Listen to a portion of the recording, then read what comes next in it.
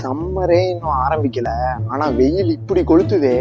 பேசாம இந்த சன்னு கொஞ்ச நேரம் காணாம போனா என்ன? ப்ரோ, சன்னு காணாம போச்சுன்னா நீயும் காணாம போயிருவ ப்ரோ. என்ன சொல்ற நீ? என்ன ஆகும்? ஆமாங்க, சன்னு திடீர்னு காணாம போச்சுன்னா என்ன நடக்கும் அப்படிங்கறத பாக்கலாமாங்க. சன்னு காணாம போச்சுன்னா 8 நிமிஷத்துக்கு ஒண்ணுமே நடக்காது. என்னங்க எனக்கு ஒண்ணுமே புரியல. அதுதானப்பா எனக்கும் புரியல. ஏன் அப்படின்னா, லைட் டிராவல் பண்றது ஒரு செகண்டுக்கு 3 லட்சம் கிலோமீட்டர். நம்ம பூமிக்கும் சன்னுக்கும் இருக்க தூரம் எவ்வளவு தூரம்னா லைட்டுக்கே 8 நிமிஷம் ஆகும். அவ்வளவு தூரம் இருக்கு. ஸோ 8 நிமிஷத்துக்கு எதுவுமே நடக்காது. எல்லாம் எப்படி இருக்கோ அதே மாதிரிதான் இருக்கும்.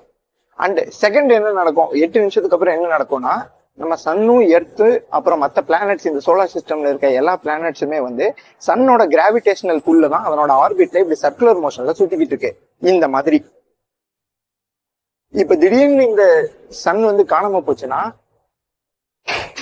இந்த மாதிரி போய் கீழே விழுந்தோம். இதுதான் நடக்கும். ஸோ அப்போ என்னன்னா, மற்ற எல்லா பிளானட்ஸுமே ஒரு ஸ்ட்ரெயிட் லைன்ல போக ஆரம்பிச்சிடும். அதனோட ஆர்பிட்ல இருந்து விலகிடும். Complete surface temperature of the earth ஆவரேஜா ஒரு -100 டிகிரி சென்டிகிரேடுக்கு போயிடும். அப்புறம் நீயும் காலி, நானும் காலி, எல்லாருமே காலி. அப்ப இந்த மொத்த பூமியே வாழ தகுதி இல்லாத ஒரு பிளேஸ் ஆகிடும். இவ்வளவு விஷயம் இருக்கா?